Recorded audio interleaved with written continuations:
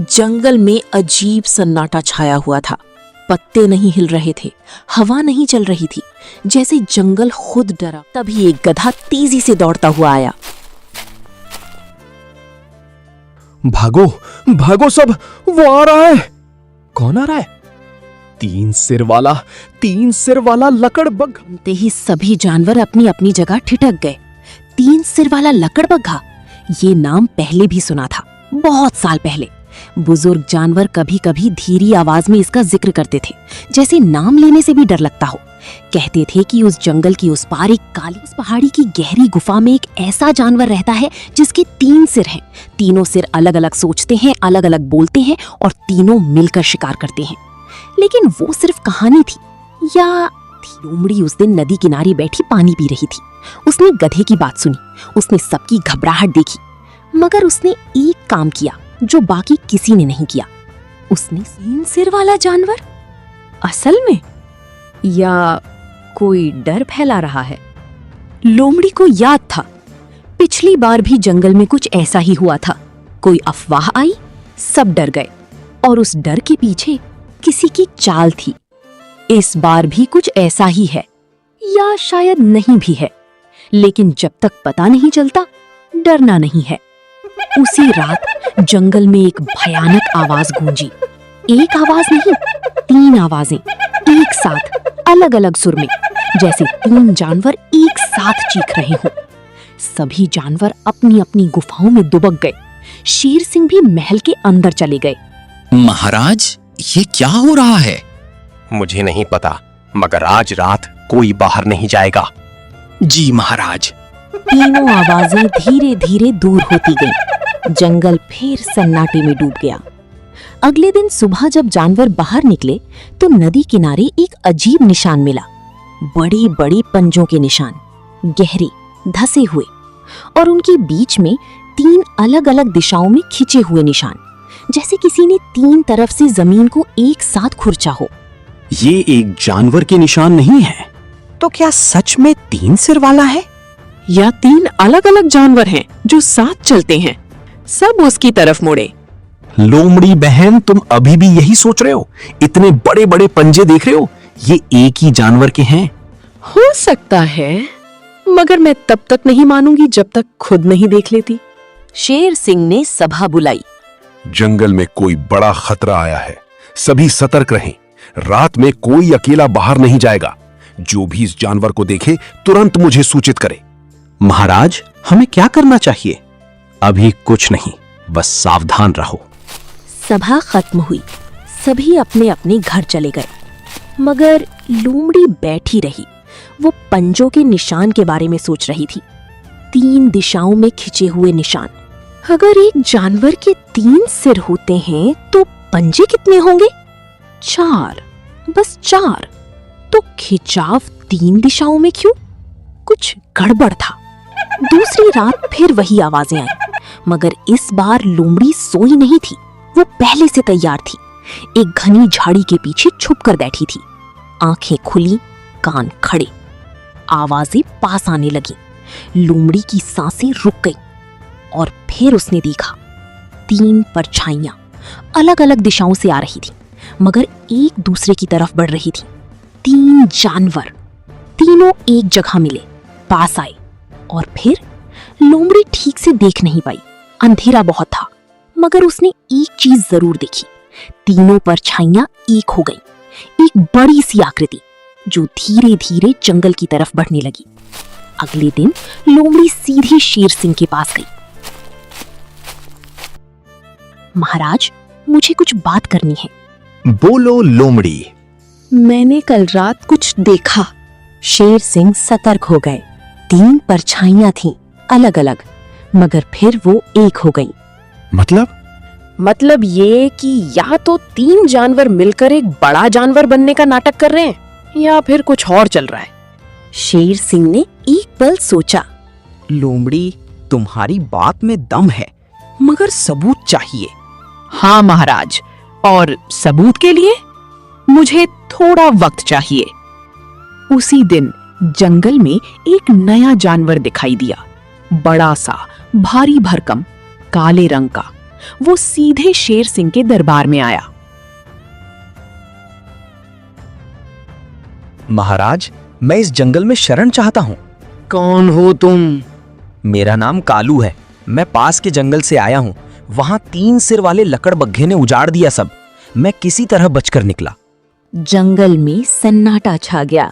तुमने उसे देखा है? देखा ही नहीं, उससे लड़ा भी हूं, इसीलिए बचा। सबकी नजरें कालू पर टिक गईं। सब प्रभावित थे, सब डरे हुए थे, मगर लोमड़ी ध्यान से देख रही थी। कालू की आंखें, वो बहुत शांत थीं, बहुत ज्यादा शांत। किसी ऐसे जानवर की आंखें जो सच में 3 सिर वाले से लड़कर आया हो, उनमें डर होना चाहिए, थकान होनी चाहिए, घाव होनी चाहिए, मगर कालू बिल्कुल ठीक ठाक था। महाराज, इसे शरण दे दीजिए। हाँ महाराज, ये बहुत बहादुर है, इसकी मदद लेनी चाहिए।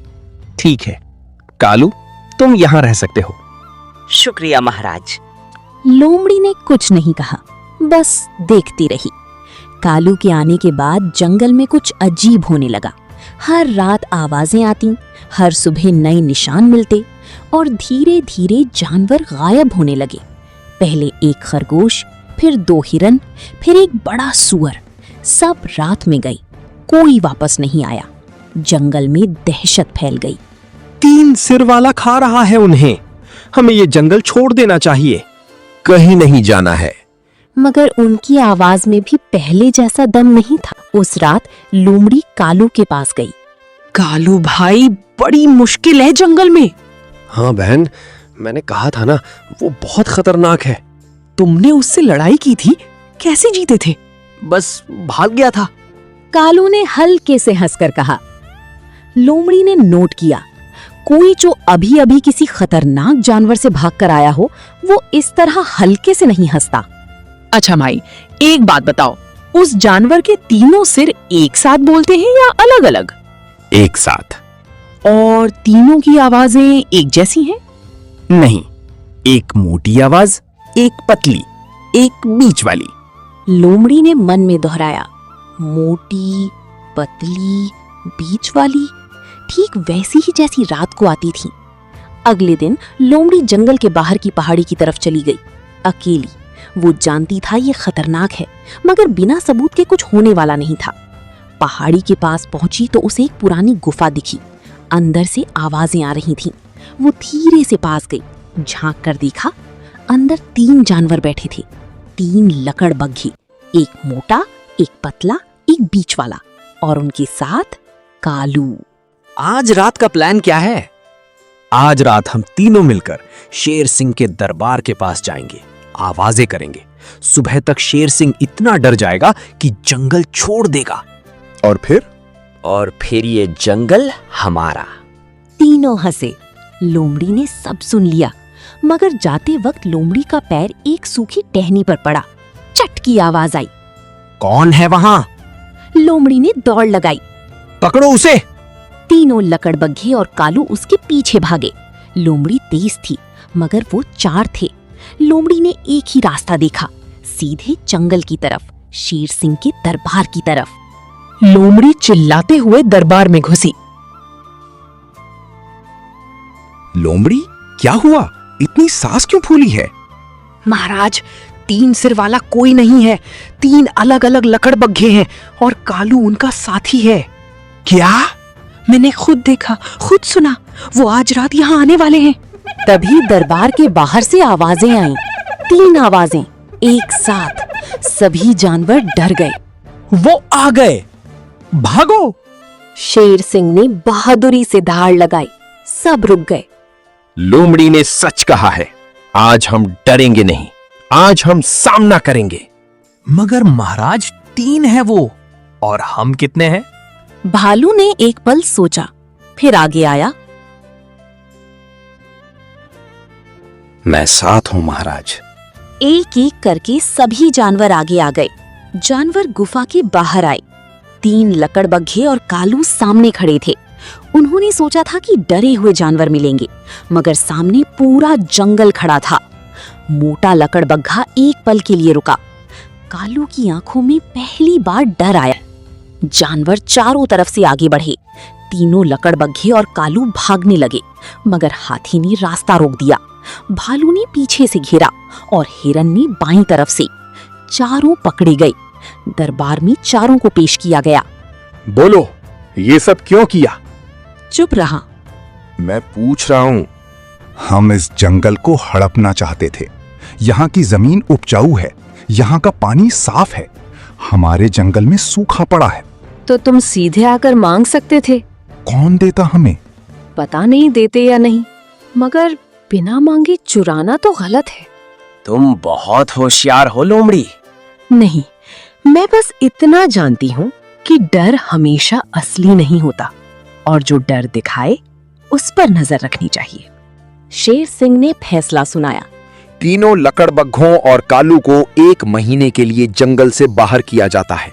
जब वापस आना हो तो सीधे दरबार में आना, अपनी जरूरत बताना, हम मिलकर हल निकालेंगे। सजा नहीं, सजा यही है कि 1 महीने तुम अपने सूखे जंगल में रहोगे और सोचोगे कि चालाकी से जो नहीं मिला वो सच से मिल सकता था।